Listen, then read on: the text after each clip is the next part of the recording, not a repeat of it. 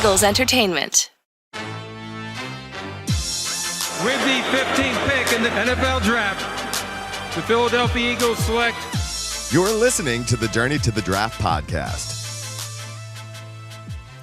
Welcome to the Journey to the Draft podcast, presented by Life Brand. I'm your host, Fran Duffy, and we've got the 400th episode of the Journey to the Draft podcast. It won't be a special edition of the show. Standard operating procedure here on this Wednesday afternoon as I record this. We're going to start this episode off, though, with Pick 6, where my friend Greg Cosell makes his 2022 debut on the show. So I guess it's only fitting that Greg, who I've done hundreds of podcasts with, he makes his appearance here on episode number 400 of the Journey to the Draft podcast. But Greg and I, we're going to start off with Pick 6, where we're going to pick 6 players every single week from now up through draft weekend that Greg just that's kind of caught Greg's eye, or that I just feel are interesting players to kind of talk about big picture when it comes to the draft process and the league and projecting college players to the next level. And today we're going to focus in on 3 pairs of players from the skill position. So 2 running backs, 2 receivers, 2 tight ends. Excited to get into that with Greg there at the very top of the show. Afterwards, we're going to go to one of my favorite segments personally, the Blueprint, where we're going to check in with Saints beat writer Nick Underhill. Does an outstanding job covering the Saints for New Orleans.football. And the purpose of that segment, again, we're just going to dive into all different teams around the league and their team building philosophies, what we've seen from them over the course of their drafting under the current GM, under the current leadership. So we'll get into that there with the New Orleans Saints and Nick Underhill. It's a really fun segment. Excited to get into that with Nick after Pick 6. After that, we're going to transition to Draft Buzz, where we've got a 3-round mock draft that we're going to cover with Ben Fennell. Some really good stuff there. We're also going to hit on sleepers in this draft, and it's a little bit of a topical item. We'll get into that there in that segment. Then we wrap things up with Draft Mailbag. As always, a handful of really good questions from you at home. We'll get into that at the end of the show. Speaking of which, the best way to reach us is to head on over to Apple Podcasts or Stitcher or Spotify, wherever you listen. Leave us a rating, leave us a comment, leave us a question, leave us a mock draft, leave us a big board. Whatever you want to leave us, we will address it here in an upcoming episode. So if you've got a question about a specific prospect, that's the place to go. If you've got a mock draft you want us to break down, head on over to our mock draft simulator, your favorite one on the internet, whichever one it is. Send it on the Apple Podcast page, on Spotify, Stitcher, wherever you listen, and we will address it here. We will break it down on an upcoming episode. That said, let's get into this. Excited to start off episode number 400 of this podcast with Greg Cosell in Pick 6. Now it's time for Pick 6. All right, well, time to welcome in for the first time here in the 2022 calendar year, my friend Greg Cosell. Greg, I just said at the top of the show a couple times, this is our 400th episode of the Journey to the Draft podcast. So you're leading off here in the episode number 400 of the show.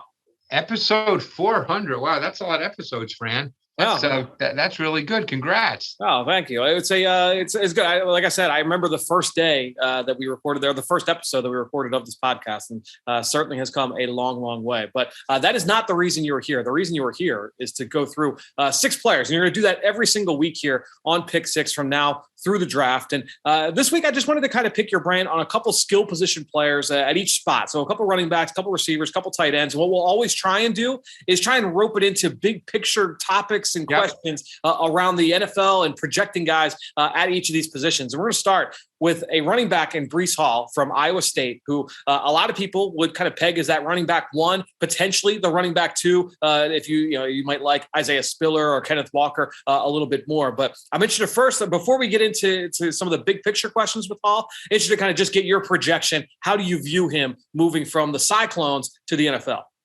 Well, because I'm a big guy who makes lists.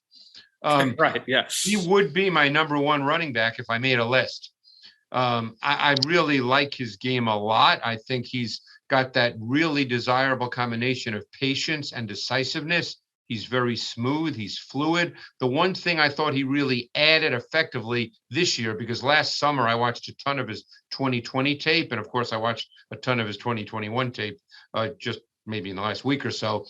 I think that he's a much more physical runner this year. I thought there was a much more powerful feel to his running. I thought he dropped his pads. He took on defenders. And, he is 217 pounds. That's what he weighed at the combine. So he's not a small back. And he does have a strong lower half. He's got really good balance and body control. And I think there's a lot to work with as a receiver. I think you can see him running a more multiple route tree in the NFL. Angle routes, wheel routes, even some H-seam. we've seen him detach from the formation. So I really like Breece Hall as a prospect. Like I said, he would be my number one back if I had to make that choice. Yeah, and he's a guy. I mean, the sample size isn't great with him as a receiver. He had solid targets in the pass game, but you saw some great catches. I mean, there was the one play against Oklahoma down the left sideline. He made an outstanding catch, adjusting on a throw, a pass thrown behind him. So he definitely has that ability. Now, I want to get back to one of the first traits you talked about, and that's his patience and his decisiveness. Because Breece Hall, coming into the combine, I don't think anybody would have expected that he was going to break 4.4 because he is so slow and patient and the tempo approaching the line of scrimmage. It's people knock him for this he's a little bit slow getting to the line. He's a little bit indecisive. So I want to ask you is like Le'Veon Bell in his prime. No doubt. And so that's why I want to ask you is how do you kind of gauge to say like, a guy is patient versus indecisive? Because I agree with you. I'm 100% with you in terms of I think he's a really patient runner and picks his way and is able to find those creases. But how do you kind of find that difference there between those two traits? Well, what I would look at to try to come to that conclusion is I look at two things. I look at defensive flow and gap fluidity, because gaps change once the ball's snapped and you have to react to that. And then I look at the blocking scheme and how he might be seeing his blockers. So those two things would factor into how I look at it. One of the things that I learned from Merrill Hodge years and years ago when we started working together, and he said he had to learn this in the NFL because everything seemed faster, is he said when he first started, he would just run right up when he got a handoff, and he had to learn that you have to run with patience. You have to let things happen in front of you, even though the game is so much faster. And Hall seems to have a very innate feel for that. You're not going to have to teach him that. That's just intuitive and ingrained in the way he runs. So I look at defensive flow / gap fluidity, and then the blocking scheme. A lot of coaches will say you want to be fast through the hole, not fast to the hole. You want to be able to let those things kind of develop. And I think Breece Hall is a great example of exactly that. Another running back that I wanted to talk to you about was Kyren Williams from Notre Dame. Now, Kyren Williams, I talked about Breece Hall. He ran 4.39. Kyren Williams, I believe, was 4.65 officially at the combine, which at sub 200 pounds, that's not a great look. But he's interesting because he also will bust off some big runs for Notre Dame. I can first play against Clemson back in 2020. He had some big runs this year against like North Carolina. He had a couple other big ones. So he'll run away from people on the field. But I'm interested to kind of get your thoughts on how Williams projects. Yeah. And we can talk about the difference between like time speed and play speed as well. Yeah, and I think Williams is another guy that has a very good feel for patience and decisiveness. I think he had a real good sense of fronts, where unblocked defenders were. That's another thing that backs have to understand. And you know that, Fran, backs have to understand, which is why they have to read fronts as well, because the last thing you want to do is cut right into an unblocked defender. So I think he has a very good feel for that. I think he's a refined runner. I think he has a professional feel to his running. He's nuanced, he's subtle. And you like that a lot about Williams. The concerns would be his size, which more than likely removes him from consideration as a conventional feature back. And despite the long runs, I think the tape showed that he does not really have a lot of juice and explosiveness. He's really an inside grinder with a physical competitive mindset and an outstanding feel for working in confined space. But he won't be a volume runner in the NFL. I mean, the only way he could be a volume runner, and there were two backs that came to my mind, quite honestly, when I finished watching Kyren Williams. Okay. If he was on a team like the Chargers, I think you could see him as an Austin Eckler type, because Eckler is probably going to get 170 carries as their number one back because of the style of the offense they play. But to me, the player who really I think he could become like would be a James White type player. Sure. Because Kyren Williams is a very, very good receiver. Another player that was detached from the formation. You saw him make catches that way. I think he's a really good receiver. People forget, because James White's been in the league for so long in a clearly defined role, they forget that he was a 1,000-yard rusher 2 years at Wisconsin. So, but I see Kyren Williams more that way than as a back who's going to carry the ball a lot in the NFL. And also, I mean, he's going to play on third downs because he's arguably the best pass protector of all the running backs in this class. Funny you said that. I really thought that I made a note that he had high level effort and commitment, consistent technique. I mean, he was really good in pass pro. Greg, if you go back to, I don't know if you studied him over the summer, the 2020 game against Clemson where they beat Clemson at home.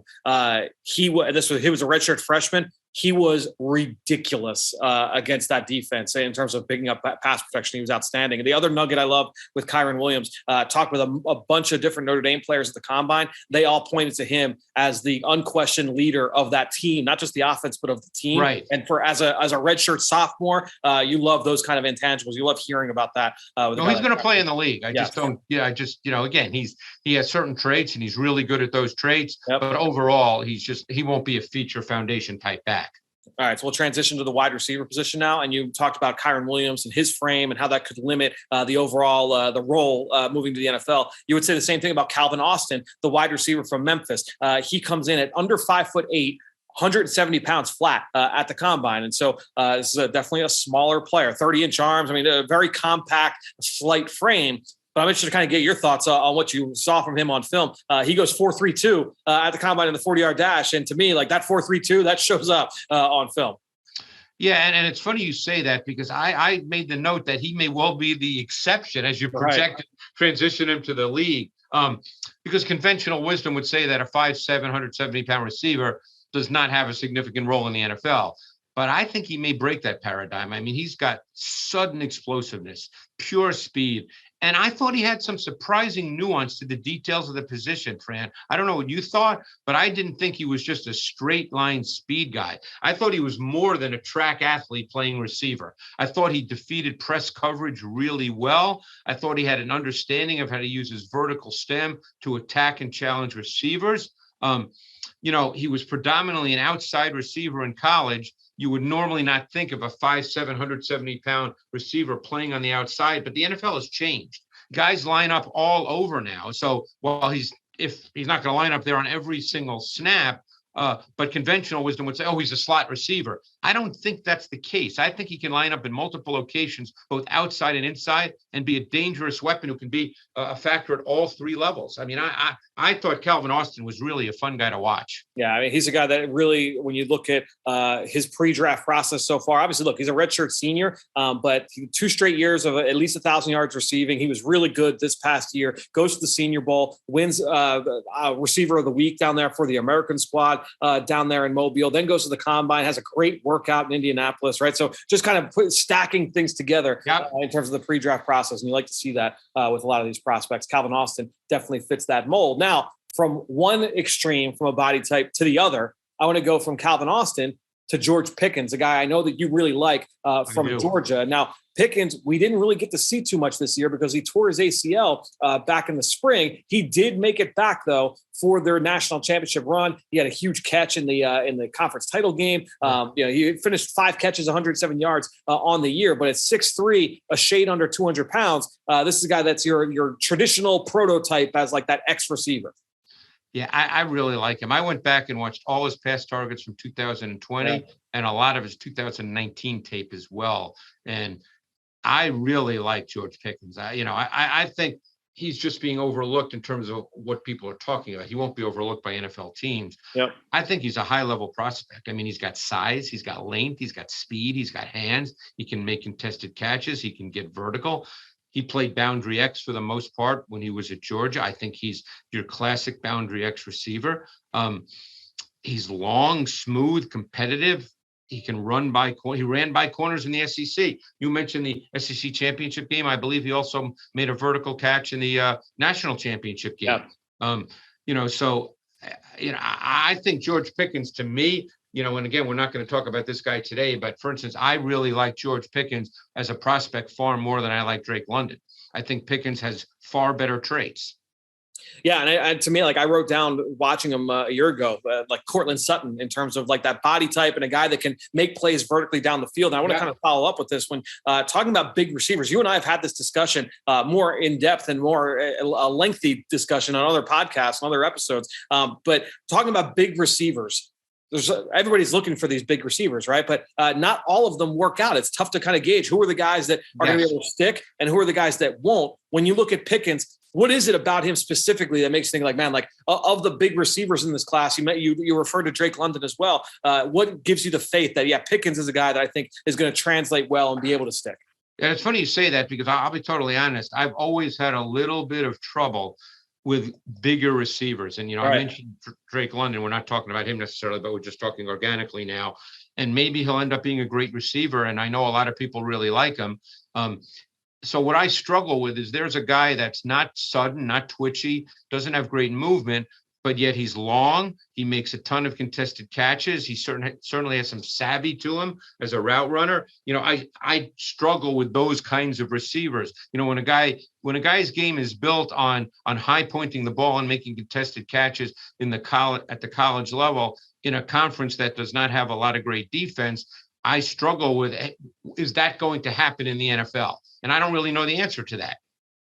So let's transition now to the tight end position. And two guys I want to talk about. Both of them were down in Mobile at the Senior Bowl. Trey McBride from Colorado State, Isaiah Likely from Coastal Carolina. Slightly different skill sets. The body types are pretty similar. McBride's just a little bit shorter. They both came in at 246 in Indianapolis. Likely a little bit taller. He's 6'4.5". But when you look at McBride, I think it's kind of interesting because look, by the time we get to draft weekend, the narratives around these prospects in the media don't matter all that much, right? Because once they're drafted, that's what they are. Oh, this guy's a second round pick. Right. It doesn't matter what he was mocked at over the summer. But what's interesting about what Trey McBride is, he was in pretty much every mock draft as a potential first-round pick throughout the course of the process, even getting through the back end of the season. And that started to tail off a little bit. He came in a little bit smaller than people thought. He's not a dynamic athlete, but he catches everything. He was All-American. He wins the Mackey Award as number one tight end in college football. I know you project him as a guy that can start in the league, and that's why I kind of want to talk to you about just the understanding of what plays in the NFL. Just because the traits aren't always there, having an understanding of, well, there are a lot of tight ends that look like this in the NFL that start a lot of games. Yeah, and you and I had spoken, I think, the other day. When I finished watching McBride, or maybe it was while I was watching him, I thought the same thing you thought. He's a good, smooth athlete, but not a dynamic, great athlete. Yep. So just for, by means of comparison, I pulled up Travis Kelce's pre-draft measurables. And obviously, Kelce is arguably the best tight end in the league, certainly top 2 or 3, whatever your order is. And Kelce's pre-draft measurables were a little better in almost every area than McBride, which makes sense when you watch McBride's tape because he doesn't come across as that level of athlete, but he's a good athlete. And the one thing he did a lot of at Colorado State was he lined up at that boundary X position, meaning he was the single receiver to the short side of the field on the backside of trips. And that's really important in today's NFL. I think he can do that in the NFL. So, again, I think he's the most complete tight end prospect in this draft. He's competitive. He's a pretty good blocker as an attached tight end. I think that's a meaningful defining trait of his play. And while he's not an explosive weapon in the pass game, like I said, not in the Travis Kelce discussion, he's more than capable of working all 3 levels of the defense and lining up at boundary X. So to me, McBride is a really solid prospect, maybe not a special prospect. Yeah, and that's the thing is that I feel like, and we see this a lot with players that are at the top of the draft, right? You would argue like Kayvon Thibodeau is a guy that would fit this description is everyone is super, super high on him, super, super high. And then there's a little bit of buzz. Oh, maybe he's a little bit overrated. And then everybody's going, now it's the other side of the ledger. Oh, he's overrated. Well, it's always almost in the gray, right? It's always somewhere in the middle. And I do think that when you look at Trey McBride, that's a good football player. And here, I'll give you an example. And you'll probably remember where this player was drafted, what round. What round was Hunter Long drafted in last year? Hunter Long was a second-round pick, I believe. I can look that up, but I'm pretty sure he was a second-round pick. To me, Trey McBride's a better prospect than Hunter Long. Yep. Yeah, he was. I actually was an early 3rd-round pick. Okay, so there you go. So that means McBride, that Long went in the top 75, give or take? He went 81. 81. Okay. To me, McBride's a better prospect than Hunter Long. And I liked Hunter Long, but I think McBride's a better prospect. Yep. Yeah, it's McBride's a good player. And I think we kind of lose sight of that. Now let's get to Likely. A player who likely will get drafted a little bit later. you were just waiting to say I've been waiting on that one. I had to go. I know. That's why we did him last. I had to decide to throw it down. Isaiah Likely, interesting player, different skill set in that he was used more as like a big receiver, but Correct. also it's not that he wasn't used as a blocker, because they found creative ways to use him as well. I'm interested to just kind of get your thoughts on how you project him and what you saw from him in functioning in that scheme. Yeah, I mean, I think he competed as a run blocker, and he showed some force doing so. But and again, all tight ends at some point do have to block. But I don't think if you draft Likely, you're drafting him to say he's my attached tight end, blocking tight end. I don't think that's why you would be drafting him. He lined up in multiple locations within the formation. He was used as the motion tight end, so he brings position versatility to the next level, and that's become very important with tight ends. That trait's more in demand than ever before. Now, what was interesting to me, I don't know how you felt, Fran. He was 6'4.5" at the combine. Yes. I thought watching his tape, he didn't look 6'4.5". He almost looked compact. Did you feel the same way? Yeah, I was. It's deceptive in terms of how tall he is. Yes, I would agree. He almost has kind of a compact, low-cut build. And I thought that allowed him to make quick, decisive cuts. He didn't have any wasted motion at all. And at times it made him look a little tight-hipped and straight line. But I think he had really good balance and body control. He's got really strong hands, wide catching radius. He can make tough catches. And I think that even though he's a little tight-hipped, I thought that he moved well. I mean, he caught a lot of long balls last year. He's a receiving tight end to me. Like I said, you're not drafting him to be a blocker. And another guy, I think he can line up at boundary X. He might be a little stiff, to do that, but I think he can.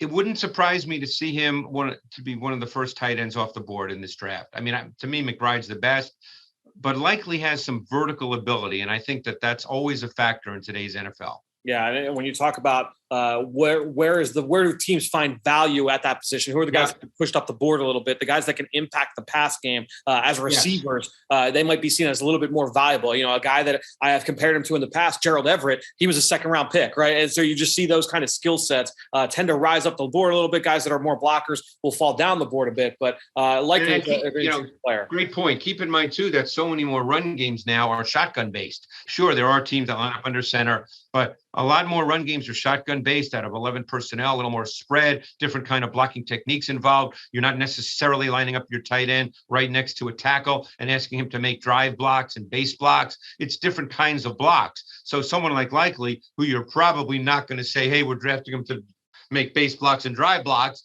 he can do more angle blocks, leverage blocks, those kinds of blocks, as long as he's competitive and willing, and he is. Right, exactly right. Well, Greg, this was fun. We got 6 players up, 6 players down. We'll be back next week. We'll break the 6 more players down with you right here on the Journey of the Draft podcast presented by Life Brand. I'm grinding away, Fran. We'll have 6 more next week. All 32 teams are always under construction. How are they being built? Let's check out the blueprint. All right, so joining us this week here on the Blueprint on the Journey of the Draft podcast presented by Life Brand, Nick Underhill does an outstanding job covering the Saints for NewOrleans.football. You can check him out on Twitter at Nick_Underhill. Nick, thanks so much for joining us. Yeah, thanks for having me. All right, so let's talk through the Saints, because obviously a team that's very well entrenched in terms of their leadership. Some turnover there with Sean Payton moving on and retiring for now here from coaching. But when you look at their front office, Mickey Loomis is the executive vice president and the general manager of the Saints. Obviously has a heavy hand in the New Orleans Pelicans as well. So a very unique role. Jeff Ireland has been there as the assistant GM since 2015. So I just want to know, in terms of how you see it, what is the pecking order in terms of when it comes to draft strategy and setting the board over the course of the entire season and into the offseason, and who makes the calls on draft weekend? If you're looking at their draft strategy, who's calling the shots there? I think this year's going to be a little bit different. Prior to this season, Sean Payton had a lot of control. He was kind of the voice, the final say, and he was kind of the overseeing, all-powerful arm of that three-headed monster kind of in that draft room. I think now it'll probably be a little bit more balanced with more equal voices involved. Obviously, Jeff Ireland is extremely influential during draft time. They've really done a lot better since bringing him in, and he revamped their whole entire process and really got them on track. And some of those strong drafts, I think, kind of saved the franchise a little bit. So I think going into this year, Jeff's going to probably have a very loud and very heard voice. Dennis Allen's still kind of getting caught up to speed. I think he's a little bit behind in the draft prep. They were trying to hurry up and get him caught up on all the offensive players. He was familiar with the defensive guys, just being a defensive coordinator. So he's catching up a little bit. And then I think Mickey Loomis has kind of asserted a little bit more power over everything. I assume he has a little bit more of the final say on everything. And really his role, you know, with the Pelicans, you mentioned, I think he's a little bit more like, I don't want to say like an owner, but he kind of oversees everything over there and has people underneath him and they report to him. And with the Saints, I think he's kind of like in that more of like a presidential type role. I know he has a GM title, but I think that, you know, he kind of empowers people underneath him and it kind of leads back to him. Sure. And that's why it's such an interesting structure with him having, you know, that presence with both of those franchises in two different sports. So with that in mind and knowing that it could be a little bit different, I just want to go and we'll start the way we start every one of these conversations. 3 trends for people to keep in mind as they're kind of putting together who the Saints could target here in a mock draft. And we'll go number 1. What's the first thing that comes to mind when you say, you know, this is something to keep in mind here for the New Orleans Saints? So if they stick to script, there's this weird little trend with relative athletic score. And I don't think they use relative athletic score to set their draft board or anything, but the things they value fit into it very cleanly. And the guys they take in the first round, since Ireland got here, with the exception of 1, have all had a score of 9 or higher. And there's about 18 guys, if you go down anybody's top 50, that kind of fit that bill. And if it holds true, it's going to be one of those guys. So they like size, they like speed, and if you can find a guy with a 9.0 RAS score and it's on somebody's top 50 list, there's a good chance they'll be looking at him at 18. And that's the thing, like you mentioned, it's not necessarily they follow the RAS explicitly, but it's they have some kind of weight adjusted metric that they look at with athleticism, and that helps to kind of narrow the playing field down. Yeah, it's definitely not like going to what's his name, Math Bomb's Twitter, right, and like seeing who he has on there. He does a great job with it, and you know, it's just those metrics fit in. And if you're going to ask me number 2, it leads into number 2. Yep. They prototype everybody in the league, and the way they do that is they look at the starters across the league. They take their average height, weight, speed, arm length, hand size, 40 times, all that stuff, put it together, and they get an average, and then they set a minimum standard, and they don't like exceptions. If guys don't fit into this, there has to be a very good reason to take him. If it's a 5'9" receiver, he better be off the charts everywhere else and do a couple things exceptionally well, or he just won't be on their draft board. So, you know, a lot of outliers, it's something that I would stay away from is, you know, I look at guys 40 times or other things. Of course, there's a few outliers that they've drafted that have done really well. Mike Thomas, for instance, I don't think he fit their minimum standard in 40 time when they took him in the second round, and he was great at everything else. So they made an exception there, but they have to have very good reasons to do it. I love that. And that's another example when you look at the athletic scoring with the body typing that teams are just trying to, again, whittle down. Every team starts this process in May and April with thousands of names on their board. And what these things do is try to narrow that list down. So I'm glad you kind of hit on those 2 points, 1 and 2. What's number 3 for you on your list? Jeff Ireland loves guys from big schools, power conferences, except defensive ends from small schools. And that's probably just reflective of their value and that positional value of defensive ends. Getting one in the back half of the first round is hard. So you got to look at San Antonio State or Houston or places like that. But typically they like to draft guys early from big schools and power conferences.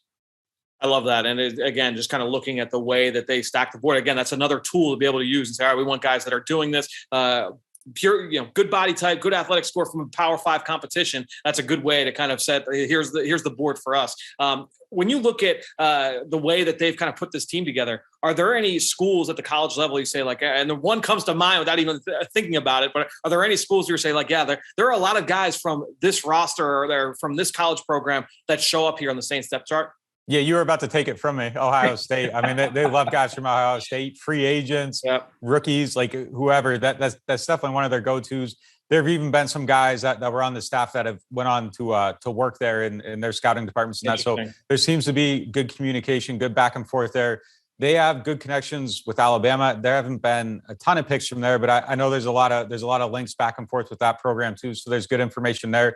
The one school, oddly enough, that they don't really draft from very often is LSU. And it's just one of those weird things. I don't think it's a preference or anything, but you know, that's just one of the schools where they kind of stay away from. And, you know, the fan base is always hating on that, but I do just think it's a little bit of a weird coincidence there. Yeah, the Ohio State one for sure has always stood out, especially over these last few years. And you mentioned draft and free agency that shows up. Looking at this team now going into 2022, what do you think are the three biggest needs for this franchise? Obviously, a little bit, again, the turnover aspect is big.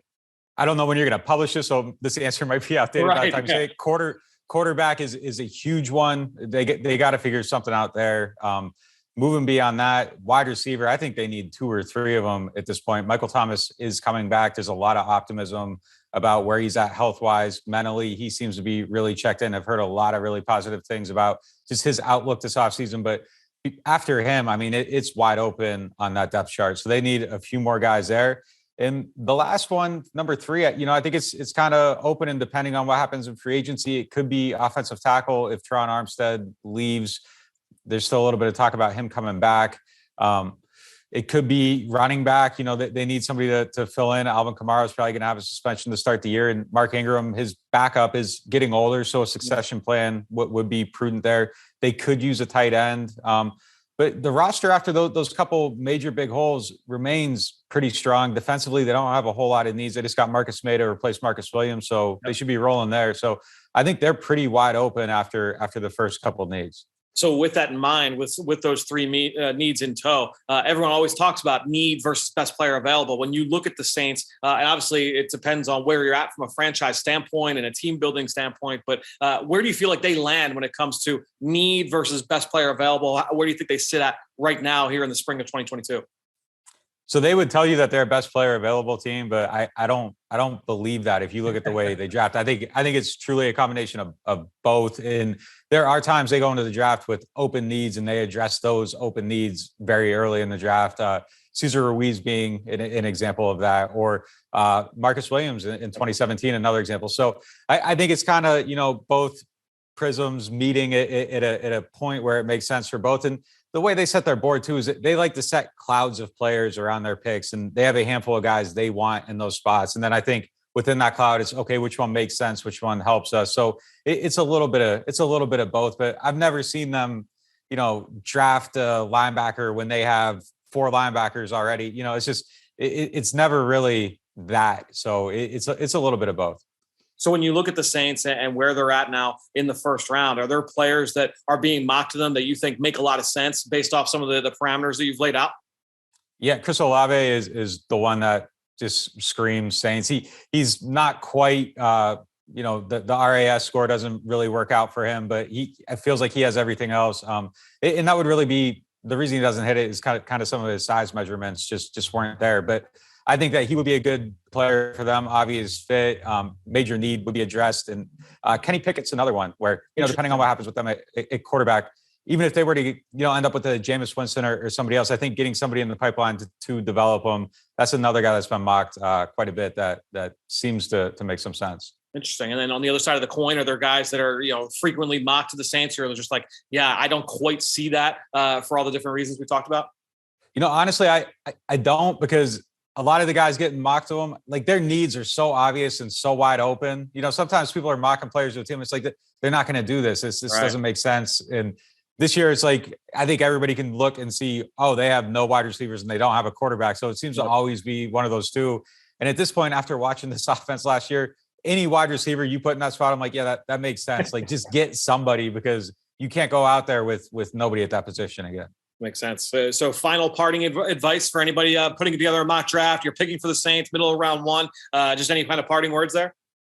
So just the way they always do things. Yeah, I would say go quarterback or wide receiver, depending on what happens in free agency, but then ignore that because they always just seem to draft somebody on the offensive line in the first round or defensive line. So stick to the trenches, I guess, would be the real advice there. But I think they do got to go receiver. I don't think you can really go wrong with mocking them a wide receiver. That makes sense. Well, Nick, thanks so much for joining us here on the Journey to the Draft podcast. Again, everybody, make sure you go follow Nick on Twitter at Nick_Underhill and check out his work at NewOrleans.football. Nick, thanks so much once again. Yeah, thanks for having me. Now it's time for Draft Buzz.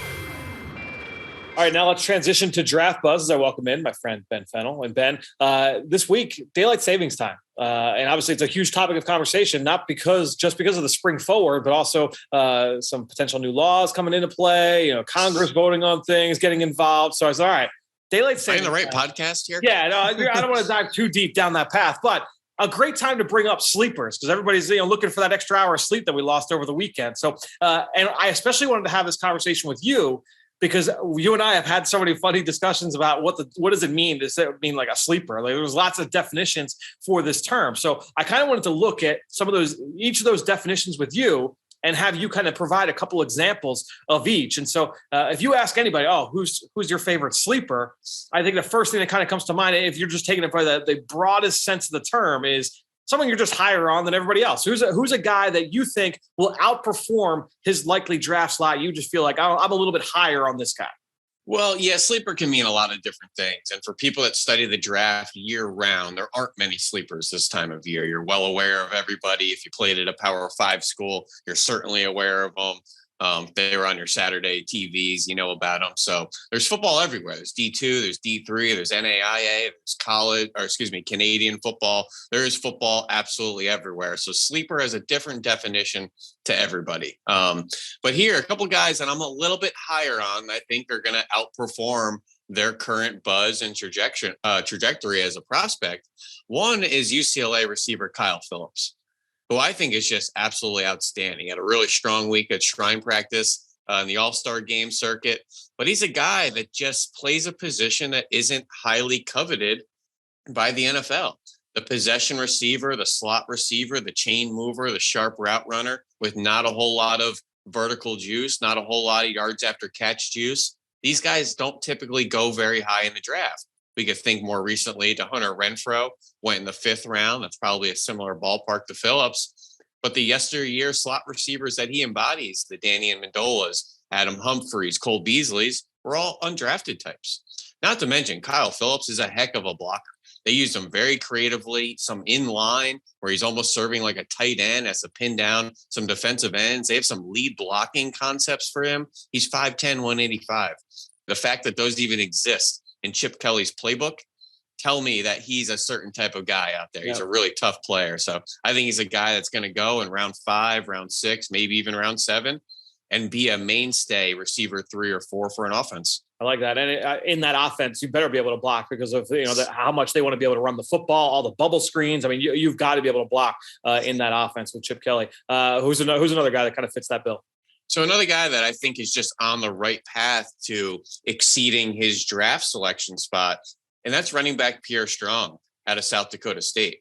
I just find him to be in the major tier behind the first wave of running backs. So, whether it's the Breece Halls and Walkers, and then you get into the James Cooks, and there's some guys of really good size, and Brian Robinson, Hassan Haskins, and Damian Pierce that are all 220.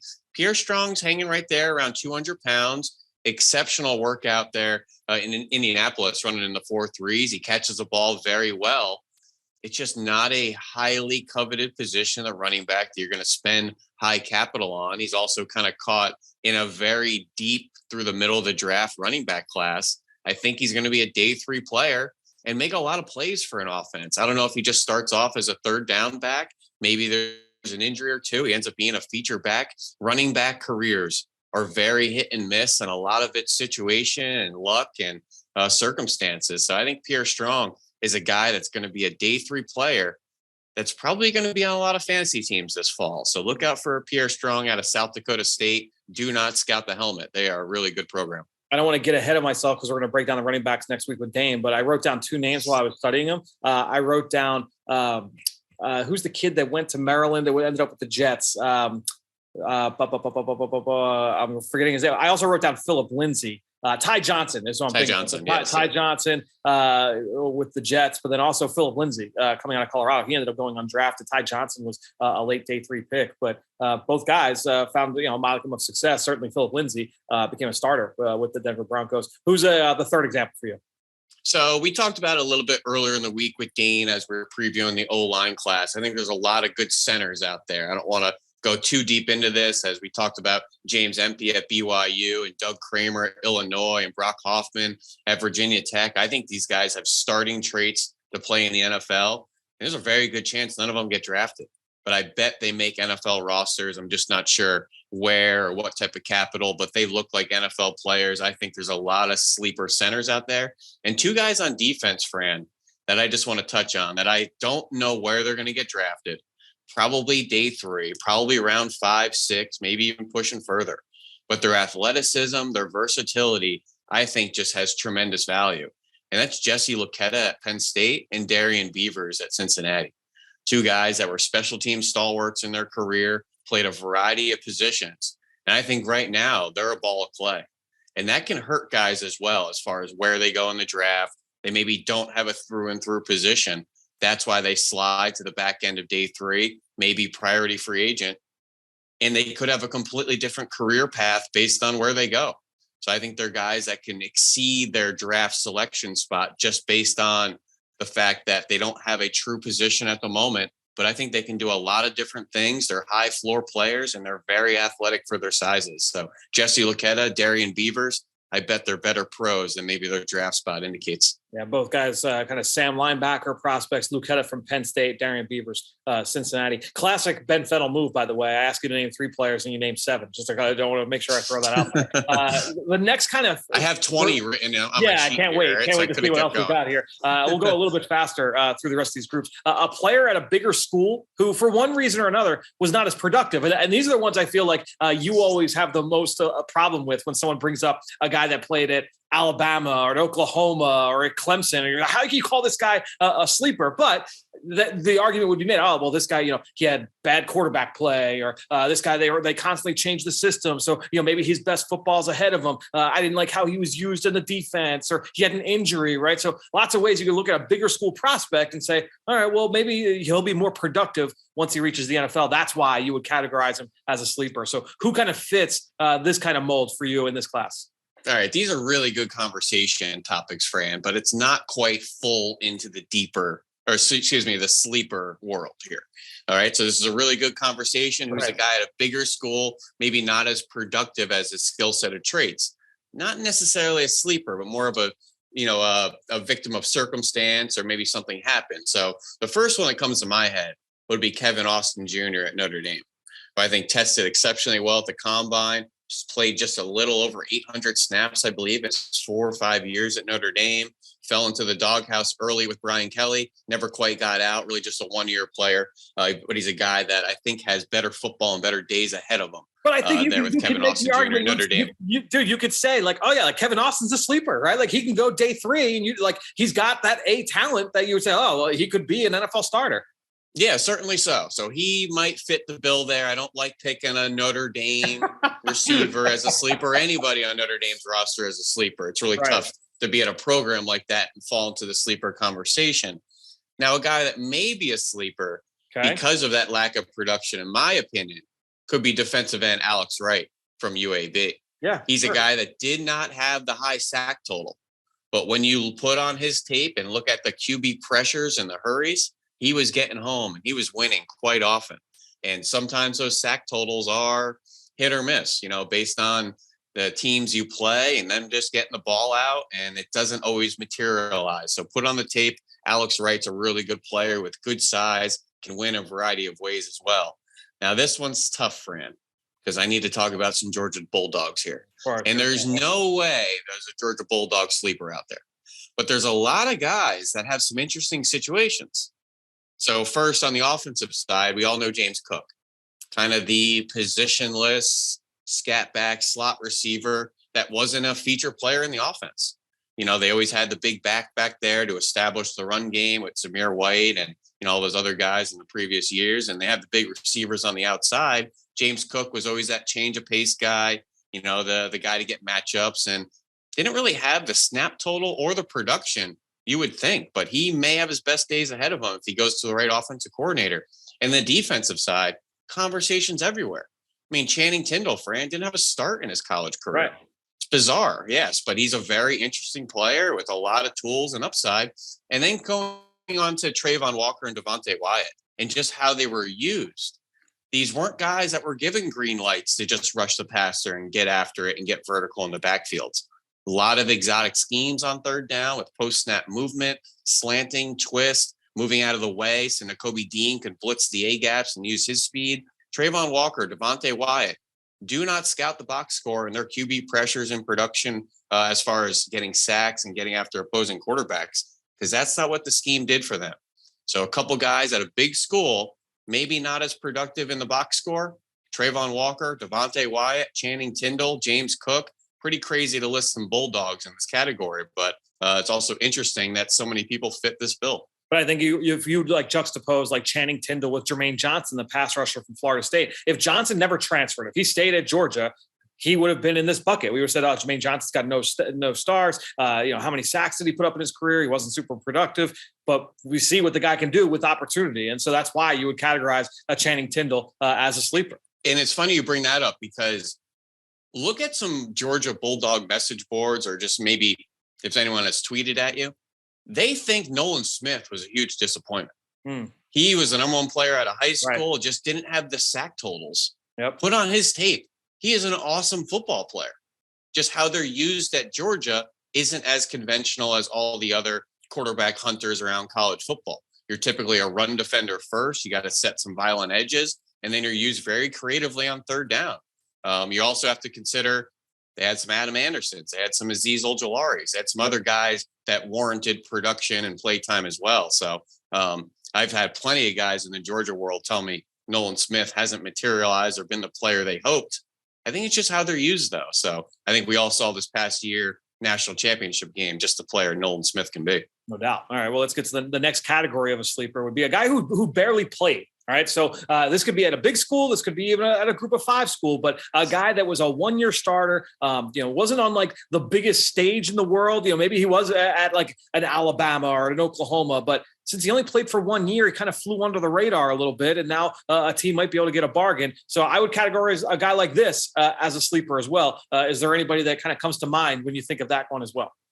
Yeah. One of the first ones that I think about is Ole Miss running back slot receiver Jerry Neely, who has just over 1,000 snaps in 3 years, just buried behind Elijah Moore, not a true receiver, not a true running back, actually dabbled with some baseball as well, and really split his attention as far as some other sports. He's a guy that just didn't play a whole lot in his career at Ole Miss, but has a lot of upside, a lot of athleticism, a lot of ability, in a similar package to a James Cook, in that, he can really be an interesting weapon at the next level. Everybody's looking for that slot back that can contribute catching out of the backfield, also be used in matchups. I just didn't feel like Ole Miss ever really got a grasp on how they wanted to use him. So he's a guy that hasn't had the production, but a lot of upside, in my opinion, Fran. I'm not sure if you watched Ely. Yeah, I have. And I think that's the kind of player that I'm definitely kind of hinting at in this profile. Another guy in the SEC that to me, like when I was writing this out for the rundown, like Jalen Armour Davis from Alabama, another guy that like perfectly fits this mold. Came on, he was injured early in his career, came on, started this year. But look, how often do we go into a draft where you have a pretty athletic corner from Alabama playing for Nick Saban? It's like he declares for the draft early, and people aren't really talking about him. He's not really talked about in the day 2 conversation even. So Jalen Armour Davis, another guy, I don't know if he's on your list, but it really kind of, as I was typing this out and getting ready to hit send, I was like, this is who this category is for. Well, a player that barely played. So the first thing I did was control find and search sophomore on my whole sheet. I want to find all those redshirt sophomores, which Jalen Armour Davis, redshirt sophomore, 1-year player. He's a perfect one for this bill. But there's some older guys as well that were really just 1-year players. So not that they got on the field right away, but maybe had to wait their turn. I think a lot of people realize Kirby Joseph, just a 1-year player as well. He did have a couple spot starts 2 years ago. This is really his only full-time year at Illinois. Mario Goodrich, another guy. You get these big programs like Clemson, Georgia, Alabama. Sometimes they thrust those 5 stars right on the field. Sometimes they're buried because there's other 5 stars they got to play behind. So we all know the corners that were out there at Clemson the past couple of years with AJ Terrell and X, Y, and Z. Mario Goodrich, just a 1-year player out there, and his best days may be ahead of him based on how he was used in Brent Venables' scheme. Very unique kind of usage for the defensive backs out there. So Kirby Joseph, Mario Goodrich, Jalen Armour Davis, a couple guys haven't been on the field a ton, but the NFL is certainly interested, and I think their best days are ahead of them. All right, so I want to just keep you honest. You're doing a better job here as we go. We got 4 categories. You did 7 names in the first one. You did 1, 2. You did 6 names in the second. We got you down to 5 for the last one. Let's see if we can keep you to 3 here. The last one, and this one, like when I say who's a sleeper, this is where your mind immediately goes, and that's like the small school off the beaten path. Like, oh, this is one that no one else is talking about. So I want to give you the floor here. Who are some really small school prospects you're like, yeah, like this guy is a true sleeper in your mind? I will mention as many names as I want, Fran. I don't know if we need to pay our stenographer extra or if she's getting overtime. But small school. Now we're digging into some real sleepers here. And I always love looking at defensive backs, because I think corners and safeties are all over the place in this country, in Canada, international, that can play, that have speed, that have ball skills. I mean, we saw a bunch of names of schools at the Combine that maybe opened some eyes. We saw Missouri Western. We saw Fayetteville State. We saw Florida A&M and Marquise Bell. So we've seen some schools that are a little off the beaten path, and Dallas Flowers at Pittsburgh State, or Jacoby Duran at South Carolina State. 2 guys I want to mention real quick, Fran. Bryce Watts, UMass. Took a couple steps to get there, had a little cup of coffee at North Carolina, Virginia Tech. He's flirting with a 4-2 type of player. Very strong, firm defensive back, really tough kid out there. He's a guy I think the NFL is going to be really interested in, especially his contributions to special teams. And a guy right in our backyard that I just tweeted out a clip this morning because a buddy saw him at his pro day, tested well, crazy production on the ball. That's Villanova's Christian Benford, who's played a lot of ball out there, immediately was a star as a freshman. It's been on the first team, all conference, I think every year since. Fran, he had 7 picks and 18 PBUs this past year in a variety of ways. Some press bail stuff, true press man, off coverage, a lot of cover 2 stuff, some zone concepts, really interesting. His ball production came in such a variety of ways. So small school, off the beaten path, go right to defensive backs because there's a lot of talent out there across this country. A lot of ways to cut it when you're talking about sleepers and what is the definition of a sleeper. And hopefully, what do we give you? A couple dozen names there for Ben for you to be able to break down. I really appreciate you humoring me with this discussion. Let's get to the last part of the segment, and we try and do it every week. Our mock draft roundup. We're going to pick a mock draft and just kind of go through some of the big takeaways. And this week, we're going to go over to Ryan Wilson's latest mock draft over with CBS Sports, a 3-round mock draft. So we're going to react real quickly to some of the takeaways from round 1. Namely, to start things off, the 3 Eagles picks. We'll start at number 15, linebacker Nakobe Dean, who was in the news today at Georgia's Pro Day here on Wednesday. We're going to get to that here on the back end. Here's the blurb from Ryan. This continues to be a popular pairing in our weekly mock drafts, partly because the Eagles could use a Nakobe Dean in the middle of their defense, even if historically they don't draft off-ball linebackers in round 1, in part because Dean was so dominant during the 2021 season. And while he played on the best defense in the country, don't be fooled, he did not ride on the coattails of a dominant Georgia defensive line. Dean was a huge reason for the success. There are questions about his size and how he translates to the NFL, but his tape tells a different story. So, Ben, to me, the big news, I almost want to get your thoughts here. Nakobe Dean did not participate at the Combine, didn't do any workouts, didn't do any of the drill work, anything. Goes to the pro day and only did positional work, did not do any testing. Now, there are mixed reports about if he's going to plan to do that at a later date. Some people saying, yeah, he's fighting a pec strain. He's going to try and do a full workout as we get a little bit closer to the draft. But there's also whispers that he might not. And so I'm interested to kind of get your thoughts on how you view Nakobe Dean and that decision, that inability, I guess, to be able to work out and kind of get on the watch for teams. Does that move the needle at all for you in any direction? No, not particularly. He has 1,400 snaps played for the University of Georgia. I think there's plenty of high-level football to study as far as his on-field ability. Some of these linebackers, I almost rope into the quarterback conversation, Fran. I need to talk to them. Need to get them on the whiteboard. Need to figure out what their assignments were, what they were asked to do, what their responsibilities were, what their education is on their scheme, what their film watching habits are. I just tweeted out this morning all my different traits that I want out of linebacker prospects while I was studying Nakobe Dean. I don't need him to run a 4.3. And I got news for you. I don't care if he runs a 4.9. There's enough tape to figure out what type of player he is, what type of projection he's going to be. And then I just need to talk to him, which these linebacker positions are very cerebral. Your intelligence, your football intelligence, your film watching habits, your anticipation, getting other people lined up, your understanding of your scheme. It's a lot of questions to talk to them just in a, in a meeting setting. So I think getting in front of these kids at these pro days is equally, if not more important than what we see on the field. Now, obviously what we see on the field, that's what we're watching. That's what we see on the highlights. That's what will be on SportsCenter late in the day and watching them do the drills. But there's a lot more value at the combine and the pro day than just what we see on the field. So Nakobe Dean, that doesn't really bother me too much. Especially, it's like this gets into some of the things we've talked about with other traits and other positions in the past where it's almost like hand size. Like it's not for quarterbacks. It's not a problem unless it's a problem. When I look at Nakobe Dean, I don't look at him and say like, oh man, I just love his athleticism and his speed. Like, yeah, he makes plays in the flat. He makes plays sideline to sideline. He plays fast. I get that. And I don't think he would test well. I just watch him. I don't think that he's that kind of explosive athlete, but what attracts you to Nakobe Dean, I mean, he is A+++ in every intangible category. Like that's anyone you talk to that has been through that school. They're like, yeah, like on a team full of alphas, like he was the guy, right? Like, and I think that's what is going to be attractive for teams about Nakobe Dean. But all right, next one here. This one's from Ryan again. The Eagles pick number 2, 16th overall. This is the Colts pick. Pass rusher David Ojabo. Now, this comes before the Eagles signed Hassan Reddick in free agency. And we're going to get into that here after the blurb. Here's what Ryan had to say. Ojabo is not a finished product. He didn't come to the States until 2015, and that's what makes him so exciting. He was incredibly disruptive for Michigan last season, and he's only going to get better once he understands what he's supposed to be doing, which won't take long for the academic All-American. So, Ben, I'm interested to kind of get your, we've talked a lot about David Ojabo over the course of the last few months as his star began to ascend over the course of the college football season.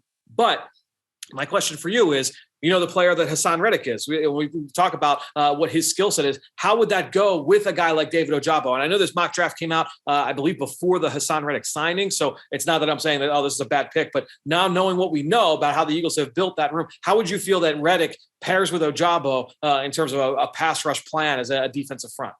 Yeah, I think 2 really exciting and athletic pieces, obviously, for Jonathan Gannon to use at his disposal. I thought we got a little sniff of some of that creativeness with the way he used Jannard Avery last year and that hybrid kind of Sam role. And I think guys like Ojabo and Hassan Reddick maybe have some unconventional characteristics as far as just in comparison to the traditional defensive end. But there is a lot of versatility and there's a lot of creativity as far as using them as well. So I think Reddick and Ojabo are very exciting, explosive players. And I know Eagles fans are saying, well, what about the run? What about the early downs? Remember, there's still Brandon Graham and Josh Sweat out there as well. Right. So I love continuously adding to the edge rushers, getting younger, getting more explosive, and finding guys to win in different ways. And I love the versatility and the different types of bodies that they have in this defensive end room.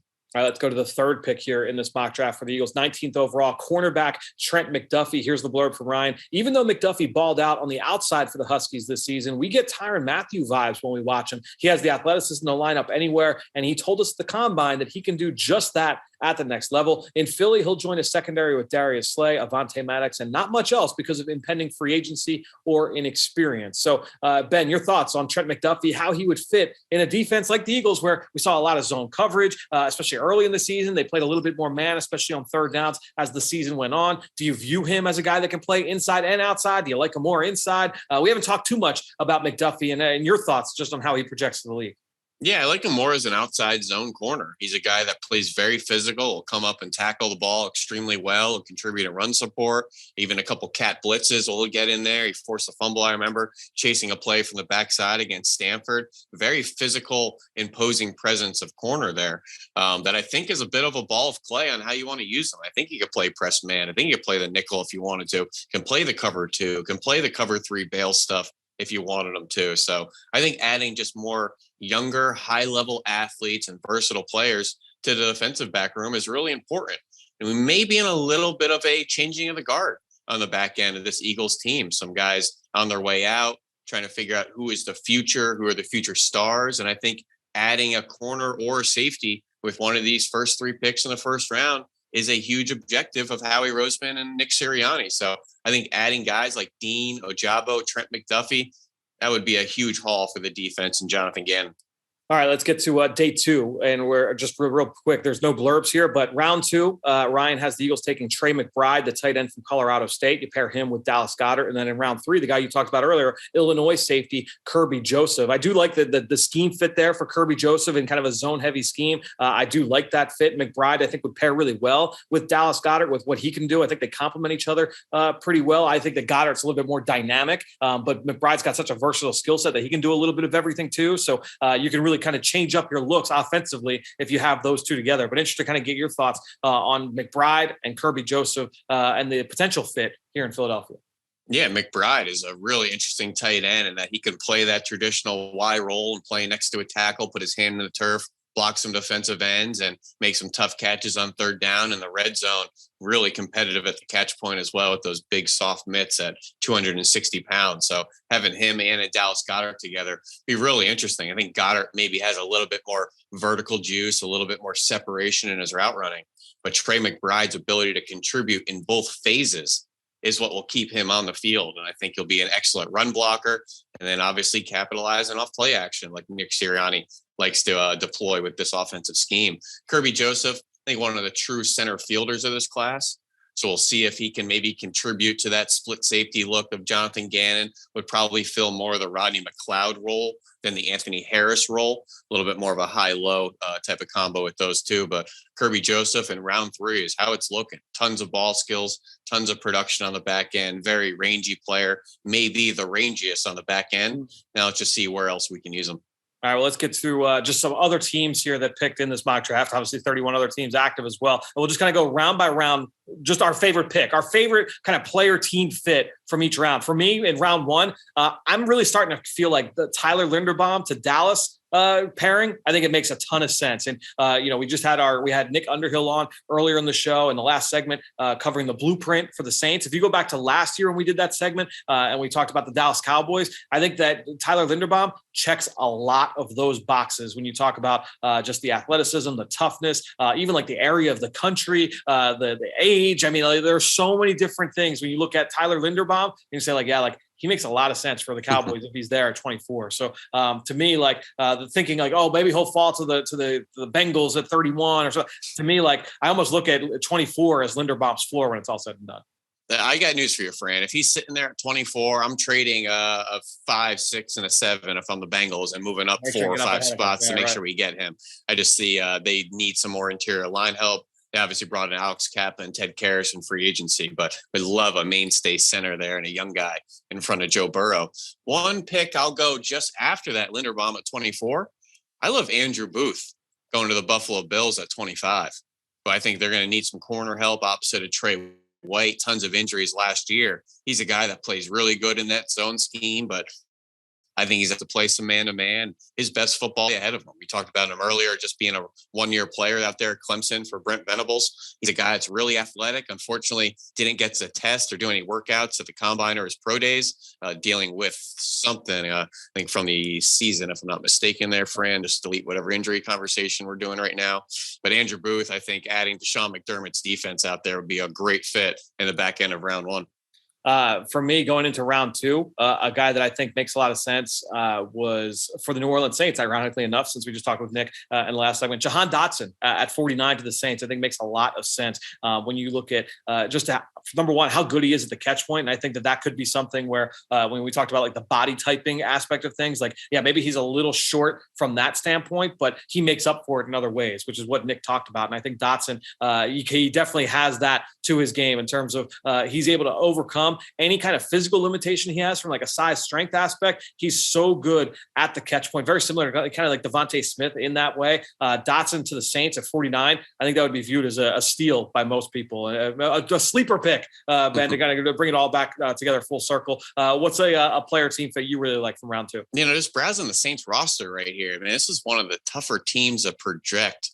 What they're going to do in the draft and what they're going to do in 2022. Obviously, new head coach, not sure what the quarterback situation is. Where's Michael Thomas? Is Teron Armstead coming back? A lot of big-time names kind of in flux and on the move out of that New Orleans team. But I'm going to go with two picks earlier from the same school, and that's Jaquan Brisker going to the Washington Commanders, who I think would be a really great fit in that defense out there for Ron Rivera, a guy that I think needs that mainstay captain of the defense safety. They just moved on from Landon Collins. The Dix experiment didn't really work out a few years earlier. I think Jaquan Brisker, if he can fall to 47, which it's looking a little dire right now if he's going to make it that far, right. I think he's much more of a back end of round 1, early round 2. But I think if the Washington Commanders can get him at 47, I think that's going to be a really great fit and a good playmaking safety linebacker type for that team. All right, last one for us. Best player team fit in round 3 for me, looking at what the Las Vegas Raiders did, getting Wan'Dale Robinson in this mock draft at number 86 overall. You look at that receiving core, obviously you lose Henry Ruggs here this past season. So you need that injection of speed. You got to get that speed back in the offense. And Robinson, he brings that for sure in a smaller package. But I think this is a guy that can certainly take the top off. He's got that big play threat ability. So Wan'Dale Robinson, he falls to round 3 because of the frame, because of the body type questions. But I think when you look at it, his speed is the kind of skill set they need in that offense to kind of really bring that whole receiving core together. What's a team fit you really like here in the 3rd round? Well, I love seeing Perrion Winfrey go to the Packers.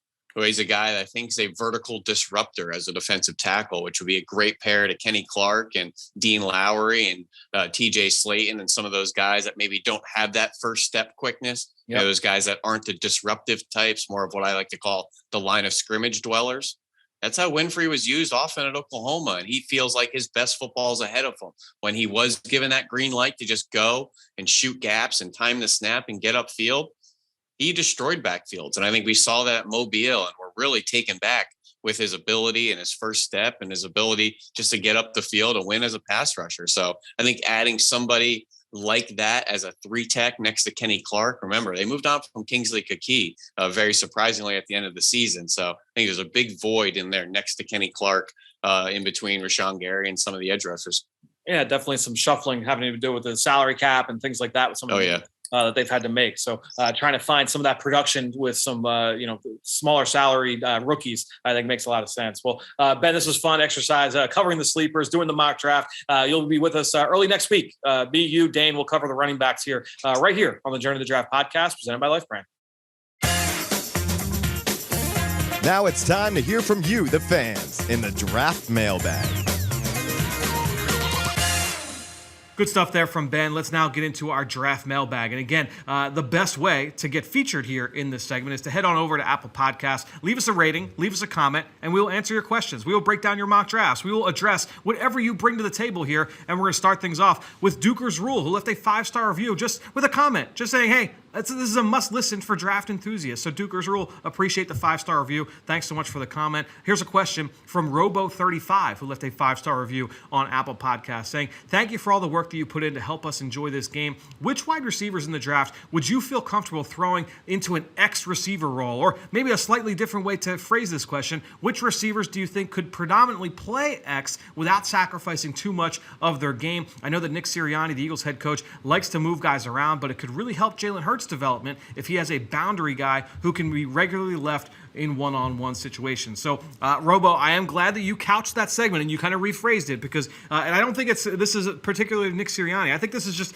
around the NFL. This is football now, is that it's very rare now where you see teams where you have your receivers pegged as this guy's the slot, this guy's the Z, this guy's the X, and we're moving on. To me, that's an archaic way, and it's changed over the last few years into this, but teams now, we talk about positionless football all the time. You're moving these guys around all over the field. It's very rare, especially in the NFL, and certainly in college football, where you see guys, they are locked in. This is the position they play in the formation. You're going to get all kinds of players moved around. And so, to me, if you're going to play X and you're going to do it a predominant part of the time, the big thing that you're looking for is this is a guy that's got to win one-on-one. And there are a lot of different ways to win one-on-one. You can do it with speed. You can do it with technique. You can do it with size and strength. But you have to be able to win one-on-one. And you have to do it against press coverage because when you're an X receiver, you're up on the line of scrimmage, so you're going to have corners that are up in your face. You don't have as much room to be able to operate. So you've got to be able to beat press, and you've got to be able to create your own separation. Or, I should say, you have to be able to win one-on-one. And so that's really what it comes down to. And I think when you look, that's why the big-bodied receivers have typically been thrown into that because you say, all right, well, this is a guy that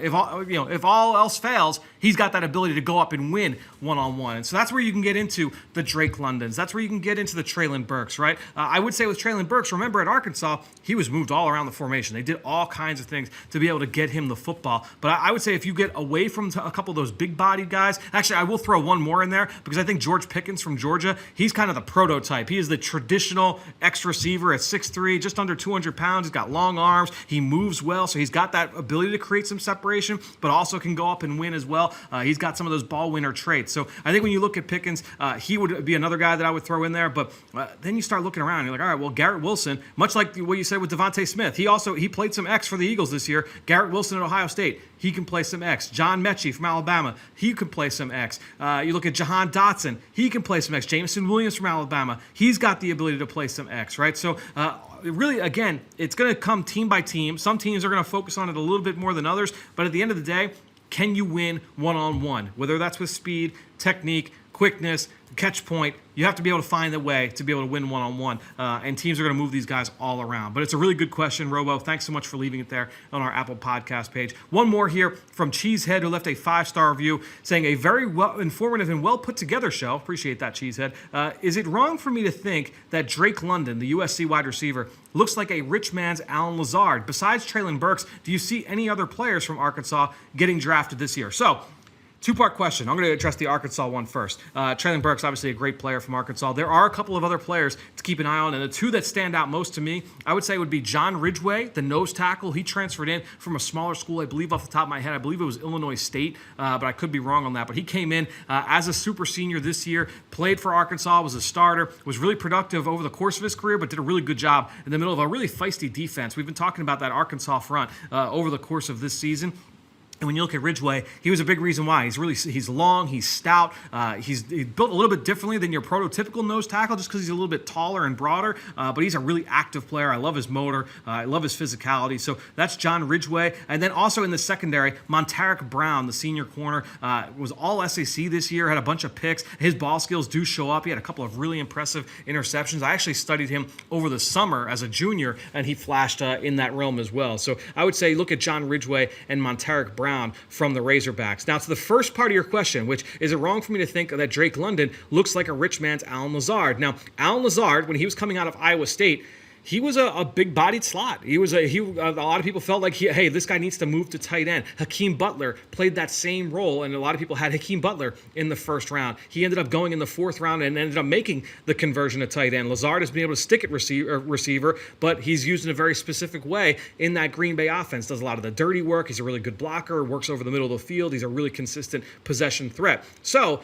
This is the discussion around Drake London. This is the debate around Drake London. It's a fascinating one, and it's tough to argue for or against either side. I think you can argue really good arguments for both ways. Drake London is a guy that before this season, that was the role he played. The same role that Alan Lazard and Hakeem Butler for Iowa State, that's what he did at USC. He was a slot receiver, big possession threat, get him down the seam. He can win those jump balls in the middle of the field, and that's how he won. Now, when Amon-Ra St. Brown graduates, he moves on to the NFL. Drake London slides outside. He played on the far left of the formation, and he was super, super productive on the outside. And you saw him try and get away and separate from corners. You saw him try and do more receiver-like things, not necessarily just be that big-bodied possession guy in the middle of the field. That's why you see some people have him as wide receiver 1, potential top 10, top 12 pick in this draft. Others are going to agree with you, Cheesehead, and say, I see him as more of a big-bodied slot. I see him as a potential tight end conversion, right? So that's the guy. That's going to be the conversation around Drake London. Fair or not, that's the conversation. It's a really fun debate, and so yeah, I would say that it's not wrong for you to think that. Some people, there are a lot of really smart people that would agree with you. It's going to be a really fun debate, and it's going to be fun to be able to follow Drake London early in his career and just see how that plays out. Another guy, just a big-bodied player that can go up and win at the catch point. Some really good tape this year as a junior. So good stuff there from Cheesehead, from Robo, from Dukers. Thanks so much for all of your 5-star reviews over on Apple Podcasts. And again, that is the best way to reach us here on the show. 400th episode in the books here for the Journey of the Draft podcast. The first podcast we ever did here with the Philadelphia Eagles. And I can remember plain as day, actually sitting exactly where I'm sitting now. The studio is a little bit different when we did our first show. And it's come a long way in the years since that point. But thanks so much to Ben, to Nick, and of course to Greg for joining us here this week on the show. We'll be back early next week. Myself, Ben Fennell, Dane Brugler. Also have another special guest in line for early next week where we'll be breaking down running backs right here on the Journey of the Draft podcast presented by Life Brand.